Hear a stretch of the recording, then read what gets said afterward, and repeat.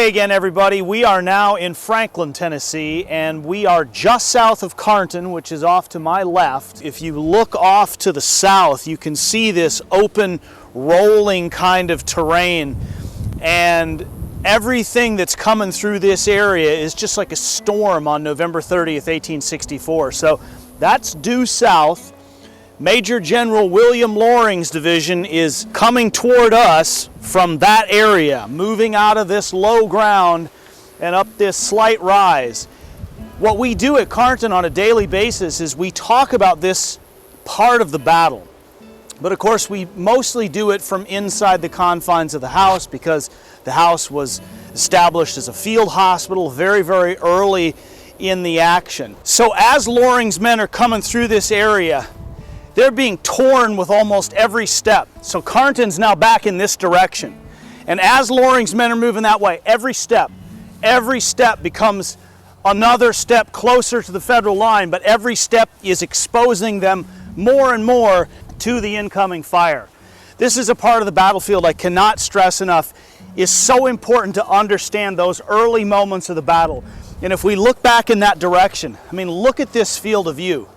Look at what they're coming out of. The first casualties out here are being inflicted on this ground. And now everything starts to move quick because the steady cadence of this march begins to turn into the double quick. Straight off in that direction. 10 guns, 2 batteries, as well as a section of another battery. There are also 4 guns in Fort Granger, further off to the north, that come into play. So at differing points, there are 12, 14, 15, 16 guns raining down fire on Loring's men, pounding them with every step. Wounded are already being taken into the house. Once the Confederates cleared the ground that we just walked across, they're no longer masked by the terrain. It's wide open, but you can see how every single moment matters. One other area that I think is really important to point out, so Carnton's now off to my left. Again, we're following Loring's men in. Confederate cemetery is behind me. Federal defensive position off to my right, as well as the city of Franklin. It was initially saved in the 1980s by the Carnton Association. It's now owned by the state. As time goes on, we're going to begin to interpret this field more as part of Carnton, but more as part of the Battle of Franklin. So when we talk about Loring's men, that's just one division. This is actually A.P. Stewart's corps that occupies this part of the battlefield. So Stewart has Loring, General Edward Walthal's division, and General Samuel French's division. So Walthal's off to my right, as well as French. Almost 9,000 men plowing through the eastern part of the battlefield, and we're headed toward the Eastern Flank Battlefield Park, which for many years was a golf course and was one of the first major preservation victories here in Franklin, now almost 20 years ago. This is a really quick stop. We've now covered a few hundred yards from where we started. Our next stop's going to be on the Eastern Flank Battlefield Park, but right behind me is the Confederate Cemetery. It is not an exaggeration at all, because right behind me, this large marker that's closest to us is the beginning of the Mississippi section. Many of Loring's men were Mississippians. All the men in Featherston's brigade, all the men in John Adams's brigade, all from the Magnolia State. It is not at all an exaggeration when we say some of these men walked over their own graves. Because 18 months later, many of them who were killed on this day, November 30th, 1864, were brought here and rest today in the McGavock Confederate Cemetery at Carnton.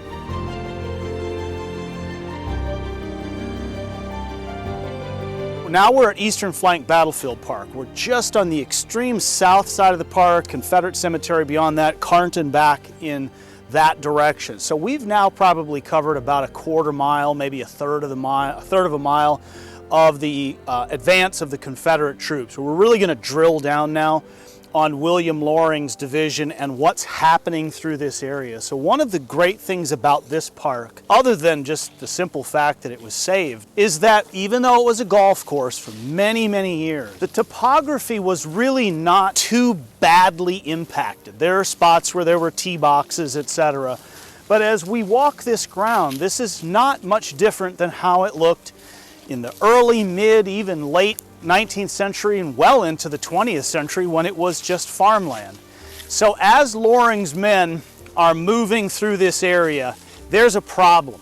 The Harpeth River, which is east of us and due north of us. So it forces Loring early on, he's formed up in an angled kind of way, more toward the northwest rather than straight north and south. But he really has to start wheeling his division, because literally the river is right there. There's Lewisburg Pike. So Thomas Scott's division is the front right of Loring's division. Winfield Scott Featherston is the left brigade of Loring's division. So as they're beginning to turn, and they're already under Federal artillery fire, as we talked about, and what are the Federal gunners lobbing into the Confederates? You know, a lot of people think they're just shooting just round iron balls. They're firing explosive shell, fuse shell, percussion shell, case shot, which is really just big jagged chunks of iron, sort of something we might call shrapnel. Canister hasn't even begun to play on the Confederates at this distance, because we're still almost a half a mile from the U.S. line. Thomas Scott himself is wounded, hauled back to Carnton. Featherston said he had 2 horses shot out from underneath him. Scores of Scott's men, 12th Louisiana, 55th, 57th Alabama. In Featherston's brigade, you've got 3rd Mississippi, 22nd Mississippi, 33rd Mississippi. 33rd Mississippi had fought all summer around Atlanta, particularly at the Battle of Peachtree Creek, taking heavy casualties. You'll see many of these men buried at the cemetery, but there's something else. The Reserve Brigade of Loring's division was commanded by General John Adams, but it's in this area that Adams begins to alter the course of his brigade. He's probably got about 1,400 or 1,500 men. Why does he do this? Well, he can see what's happening to Scott and to Featherston. This is becoming a hugely congested area, and they're just being pummeled. And as they get closer, guess what happens? Small arms fire. Musket fire starts a few hundred feet from here. There's a creek right up here in the tree line. So they got to traverse this last creek. They're taking incoming artillery fire. Now they're taking small arms fire. And Adams, from where he is located, you can see there's action in the center. They can probably see as Wagner's men had started to fall back. They can see all of this confusion in the center. So Adams, because he has so many men, you can't just turn your unit, you know, on a dime. You can't turn it at a 90-degree angle. Then he starts wheeling it in that direction. Why? It's simple.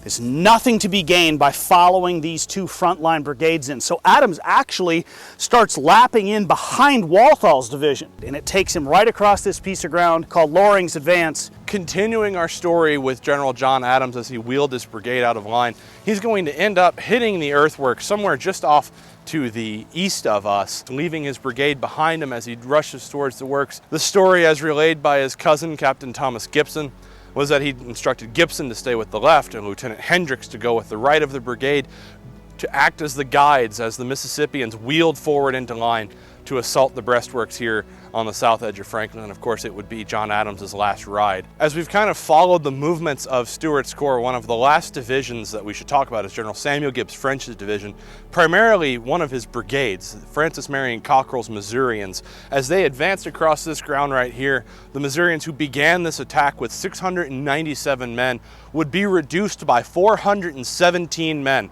And the next morning, mustering just over 230 men left in their ranks as they attempted to clear the earthworks here. Pushing back towards the east was Colonel John Casement's brigade, many of whom armed with Henry repeating rifles, Captain Aaron Baldwin's section of the 6th Ohio Battery, all of that fire being concentrated on the Missourians as they come forward. Their ranks are withered. Cockrell is wounded. His next in command is killed. Command will eventually fall to Colonel Elijah Gates, who is also twice wounded and pulled off of the field. And the Missourians, in a state of somewhat chaos and confusion, will hit the earthworks as one of the first Confederate formations to actually strike the works here. Followed shortly thereafter, the rest of General Samuel French's division coming forward, Claudius Sears's Mississippians moving up behind them, and then in the center, chaos as General George Wagner's line breaks that Federal advance guard out front, crumbling as it's under the pressure of General Patrick Cleburne's division. Over on the eastern side of the road, we were discussing as General Samuel Gibbs French's division comes forward, Pat Cleburne's division striking in the middle, but then right through this area comes General John Calvin Brown's division, as General George Washington Gordon's brigade crashing through the earthworks here,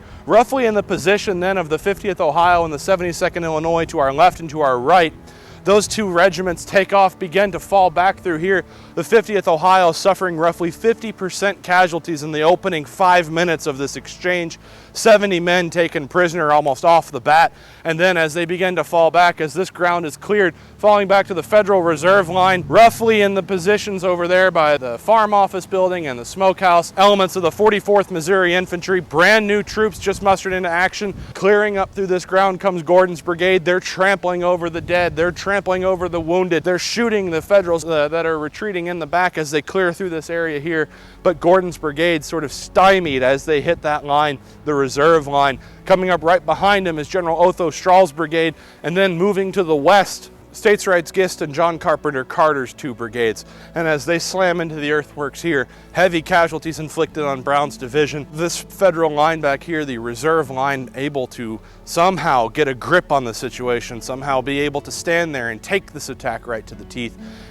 While the major breakthrough will take place just off to the east, Brown's division coming through this ground here. Gordon's brigade chewed up. Gordon himself captured right down through this area here where the earthworks are. Otho Strahl's brigade, as they move into this position, of course a great video on Strahl, his men lining the outside of the earthworks, firing back across this ground, pushing back towards the Federals behind the reserve line.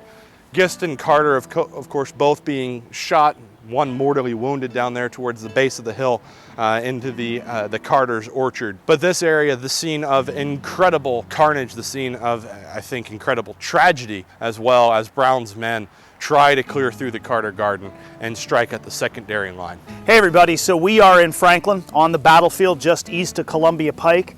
Carter House is off to my upper right. Behind me, replica guns of the 6th Ohio Battery. The 6th Ohio was a 4-gun battery, 12-pound Napoleons. One section here, another section further to the east. These guns were manned or commanded by Aaron Baldwin. And years ago, before the modern reclamation movement began, there used to be there was a Pizza Hut over here, and there was a Domino's Pizza, and a strip mall, and there was a house here, and a house there, and a house over there. So we worked hard to reclaim this ground because this area was so critically important to what the U.S. Army was able to do in staving off this violent, this incredible Confederate attack, because the breakthrough, which extends really from these guns all the way to the road and then across it almost to the modern Carter House Visitor Center, it's a huge hole. It's probably 200 yards wide at one point. And what Baldwin and probably about 100 artillerists do, they don't just double shot the guns. They don't just knock the Confederates off the guns. They don't just hold the position. You know what they didn't do? They didn't run. They didn't fall back. And there's this moment where you have to make these decisions in real time. And if they had fallen back, who knows what happens to the infantry to the east, like the 65th Indiana and the 65th Illinois. So this becomes like an anchor. Baldwin and his men have already dug in, but they hold their ground. Cleburne's division, French's division, pounding this area. Just in this little sector alone, there's probably close to 4,500 Confederates who smash into an area that's barely manned by 500 or 600 Federal troops. So it's no wonder that they caved in part of the line, but Baldwin's men were key. And so this is just a little microcosm of the battle, but why is this important? You know, why did we work so hard to save this? Because for years, when I would tell the story, you'd have to look at all this modernization that was around, and we wanted people to get a sense of place and time. I'll never forget, one of the things that we had to do in the early days of the reclamation was we had to try and find the location of the gin, because we had to find the gin so we could find the Federal line, so we knew exactly where to place these replica guns. And right back here is we found the foundation of the gin. The gin, which was a lot like Carter House in Carnton, was vividly recalled by soldiers who were here. But the gin was torn down in 1889 to make way for a school that was built right back here. So we started doing these digs sort of north and south because we were trying initially to find the earthworks, which are marked today by all this crushed rock.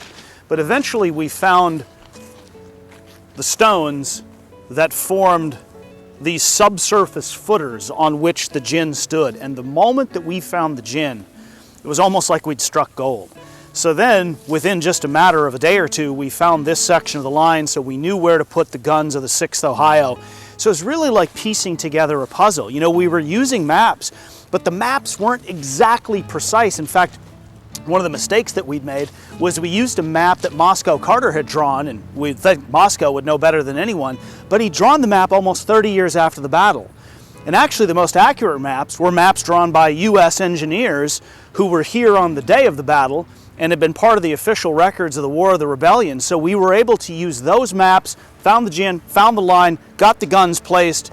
But all of this was a concerted effort to try and be able to give people a sense of space and time so they could better understand what Carter Hill was. We just in the last few days signed a contract to buy the property on which this house sits, which was altered tremendously in the 20th century, so it's not eligible for the National Register or anything like that, to buy that ground and the ground behind it on which sits a modern office building. What's the price?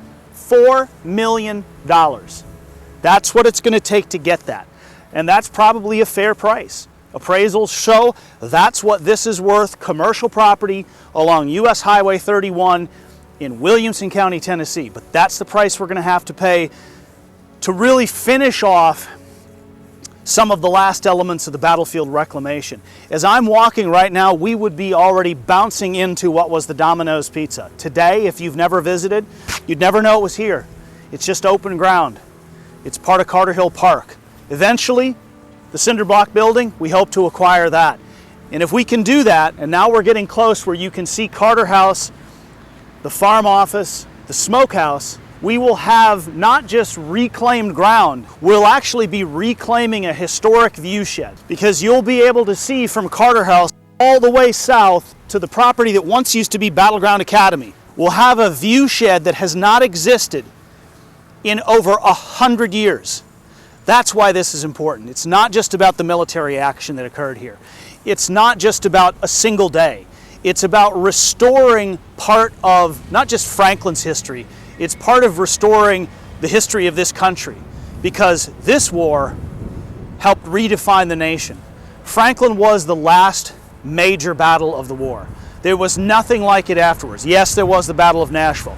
Yes, there would be some final confrontations both in Virginia and North Carolina, particularly at places like Bentonville. But there was nothing like Franklin after November 30th, 1864.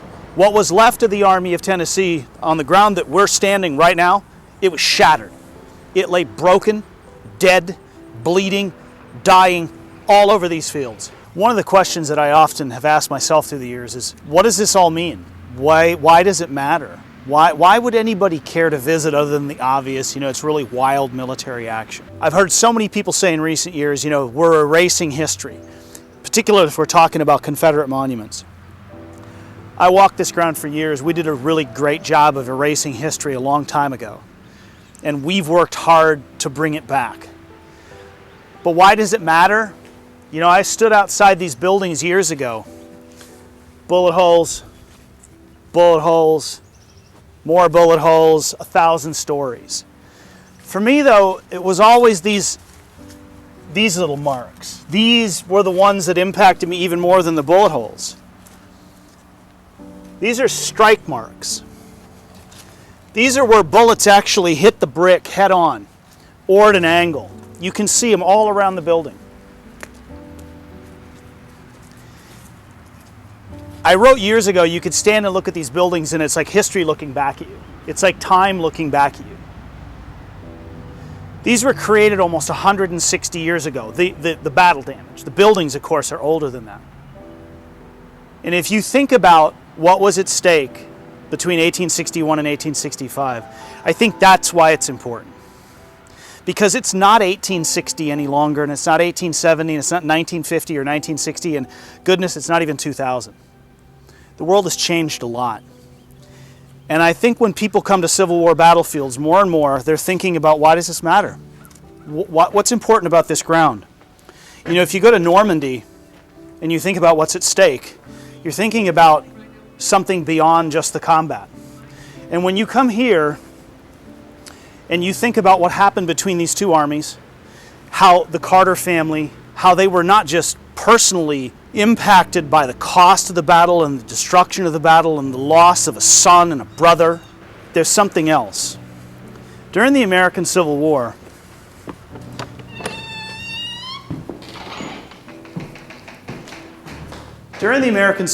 we fought for 4 years at a cost of 750,000 lives. And we were fighting over issues that we couldn't talk about it, and we couldn't legislate it, and we couldn't figure out how to fix it. So we did what human beings have often done. We got about to killing ourselves. And we killed ourselves in huge numbers. Over slavery, over whether a state could secede, over the power of the federal government versus the state government. We struggled with all these issues. But we were also fighting about whether the country was going to be one or whether it was going to be two. And certainly if it was two, one of the two was going to have slavery in perpetuity. We can't forget that. That doesn't mean that the people who fought here were all saints or all sinners, because they weren't. They were people of their time. But when you look at this and you see the light streaming through, this is more than just a show. This is more than just a visual display. This is what we did to each other. And I think everyone at some point should reflect on, this is the cost and the price that we had to pay for the country to end slavery and to put aside once and for all whether we were just a bunch of states that could willy-nilly do whatever they want, or that we were going to be one country. And I think in the last almost 160 years, we have proven that working together is better than working apart. That's the importance of these battlefields, and not just Franklin. But Franklin is extraordinarily special, because this was it. This was violence that is impossible to describe. We can talk about the actors, we can talk about the players, we can talk about the participants and what they said and how many died and where they're buried and where they came from and how terrible it was. Yes, it was. But this is what we had to do to one another. And you have to come here, because just a few months after Franklin, the end finally came. And I think you have to really come here today to understand how the war ended and why it's important. So thanks for following us all the way from Pulaski right up here to the farm office at the Carter House. Hope you come out and see us soon in person. Thanks again.